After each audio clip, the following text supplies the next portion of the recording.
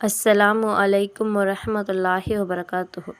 திருமணம் ஆன புது பெண்ணை அழைத்து வந்த சமயம் ஓதும் துவா.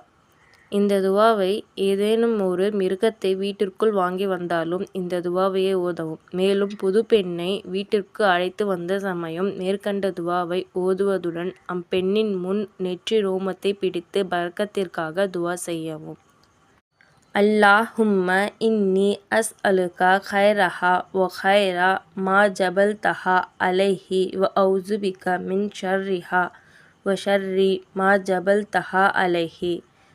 பொருள்: யா அல்லாஹ், நிச்சயமாக நான் உன்னிடம் இவளிலிருந்து நன்மையை வேண்டிக் கொள்கிறேன்.